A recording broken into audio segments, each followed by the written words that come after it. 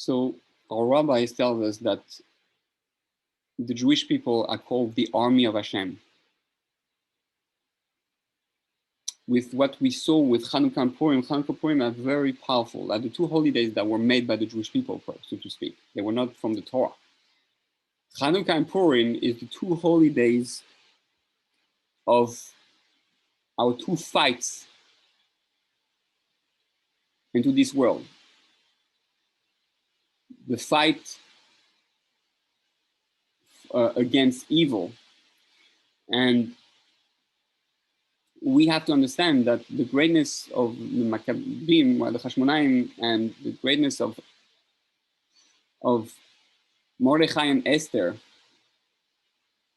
was that ability to face evil and confront it and change it and seduce it and redirect it and fix it.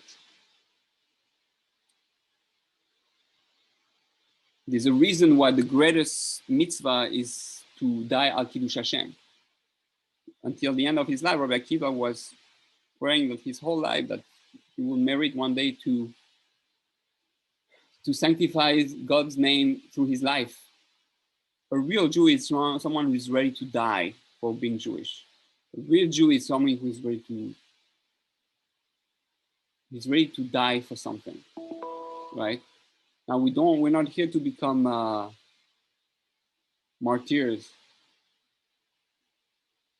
or blow ourselves chas v'shalom, like terrorists. That's not the point. That's not the goal. The goal is that we dedicate our strength, our thoughts, our desire to the fights against evil. How many of us really confront it? A real man is someone who, like Mordechai, who is going to stand up physically to the outside world. We have a physical strength and we use it to fight the physical. And in a way, it's important to be physically fit. That's man's power, and he has to use it. Use his intellect, like Yaakov with Esav, to fight the tendencies of evil to trick him, with Yaakov with Lavan, Esav, Lavan also. But we have to really work with the power of the man and confront it. And from the woman's side, the female power is to go from the inside. It's a hidden approach. It's a seducing approach. And that's how she was able to transform Achashverosh from, it says that man was raised by dogs, so just wolves. And she was able to transform him into someone who ended up doing good for the Jewish people, right? So we have to understand that those two forces, the woman has a tremendous force to transform from the inside with her emotions, with her charm, with her love. And then there's the man that fights the external. The woman fights the internal, the emotions, the spiritual, and the man fights the external, the logical. And those are the two forces, and they correspond to Purim and Chanukah. And that's really why we have to look ourselves. We are the army of Hashem, and we are able. We need to be actively fighting. How many people actually went out to fight? The greatest people of history, the greatest Jews of history, are Jews who literally went out of their comfort zone and confronted evil full force. Who? Avram with Nimrod. He was thrown in the fire. He's fighting his entire generation, the entire movement of Nimrod. And we say, who is as strong as Nimrod? Avram didn't care. He went full force, physically, breaking idols and going and standing up. Then we had Yaakov.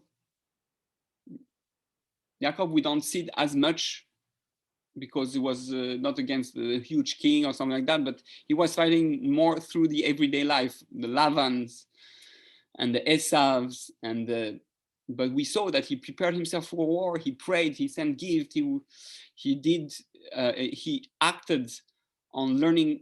He was able to defeat Lavan at all his tricks with money, business.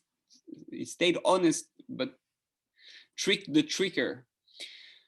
And he was fighting the angels of Esav, also fighting angels, his own demons, so to speak. So that's a more internal fight. And then we have Moshe Rabbeinu, who went to speak to Paro. It's like a Jew, like a rabbi would come and go speak face to face with, I forgot his name now, the guy who replaced Ahmadinejad, the one who wants to kill all the Jews.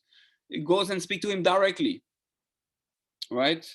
Or go to the head of the North Korea president, right? And speak to him and confront him, say, don't do that. You have to stop the criminal activities, the killing, the torture, whatever it is, right? That's what Moshe Rabbeinu did. He's one speaking, everybody's scared of Paro.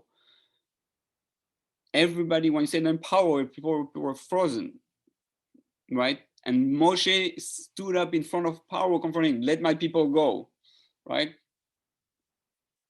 Again and again, 10 times. Like, he was not scared, he was chopped his head. Moshe was a powerhouse. He was fighting, he killed an Egyptian. Something wrong is happening in the world. I go out and I take care of it. Then we have, a few Eliyahu Hanavi who went and brought the korban, like, right, made the whole mincha offering to prove the Baal, the worshiper of Baal, that it was wrong, right? And he confronted everybody. I wanted to kill him, but then we and then we have Joshua, who went constantly into battle against Amalek, against and in Israel, and then we have Rabbi Akiva. Rabbi Akiva was a fighter. He died because he was teaching Torah publicly and because he was not afraid to fight the government desire. And then you have Rabbi Shimon Bar Yochai, the greatest students, so to speak. He was not considered the greatest students, but he's the one who emulated the most, in a way, his Rebbe, because he didn't agree to comply. You know, in the Gemara it says that they were trying to create peace with the Romans, and he didn't agree. They said, no, we have to fight them. We have to fight them. For the sake of the Torah, for the sake of Israel, and he had to go hide for 13 years. Rabbi Akiva was fighting. He was part of the Bar Kokhba, resistance, so to speak, and against the Romans. And so that's why he got in trouble. We real Jews stand up, and when they do that, the greatest thing happens to them.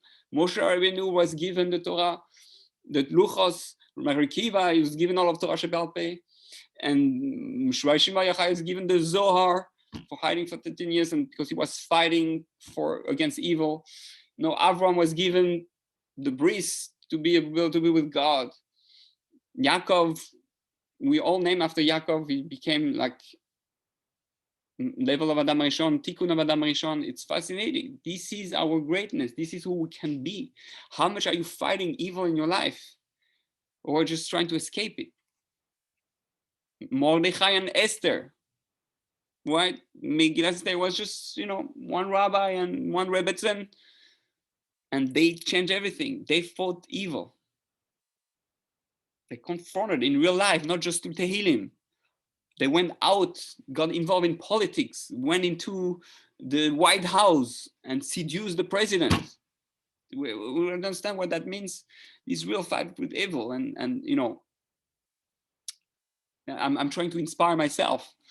How much I'm gonna act? How much are we gonna act? What's the message of Purim? Chanukah, Hashmonaim, Kohanim, they went out and fought with swords. David HaMelech, Tehillim in one side and his sword full of blood, so full of blood that God said, you cannot build the Beis HaMikdash. So how much blood is on our sword? Blood of evil. Our sword should be full of blood from evil. How much are we going to protest against the problems in this world?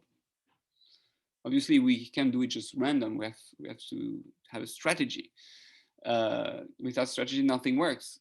And yes, we have to work on our character traits, and there's a lot of to do on ourselves. But eventually, the army of Moshiach is not going to be just Tehillim and Cheshbon Nefesh introspection. It's going to be a war against sex trafficking, about all the drugs, the mafia, all the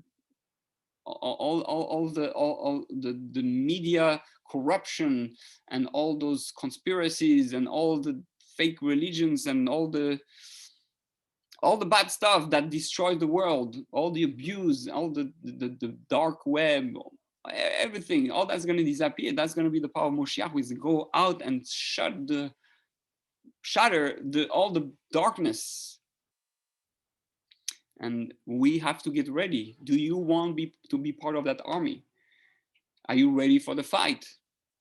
The spiritual, the emotional, and the physical fight. And who is going to be most successful? The one who starts with his own fight inside, right? We have to fight in ourselves constantly against evil, but then he has to reflect on the physical level and be able to do it out there. So we have to become real warriors of Hashem, warriors of the good, the warriors of the light, warriors of Hashem. So God willing, where we learn from Mordechai, Esther, Rabbi Akiva, Rabbi Shimon Bar Yochai, Moshe Rabbeinu, the Chashmonaim, from Abraham Avinu, Yaakov, Yitzchak, who was ready to give up his life. This, we have to look at those role models and become a black belts of not Krav Maga only, but of fighting evil. And God willing, we'll be ready. We show Moshiach, we're ready for the fight, the final fight. We're going to help you destroy evil. We just need a guide, to a leader, and then we're going to fight. I'm ready to die for God's glory. I'm ready to die to make the world a better place. I'm ready to die to make my world more safe for my wife and kids, and the continuation for the future, to bring meaning and purpose to life. Otherwise, everything is a waste. Just come to float in a jacuzzi in this world, and that's all what you get, just this world, and that's it. But if you want the spiritual infinite light, you got to fight for it. That's all what this world is about, is to earn it and to fight it and to want it. So God willing, may we find that soldier in us and that passion, and be ready for the real fight. And when you see something evil happening, take a stand. And if you fall down, go back up, and follow Rocky Balboa's coaching advice. We fall all in order to go back up. It's the one who goes back up that becomes a man. One goes down, he stays down, is nothing. So God willing, may we all be able to become real fighters and encourage Moshiach to come, because we're ready. We're ready for him. We're ready for the Shekhinah. We're ready for God. We're ready to give up everything to be one with God.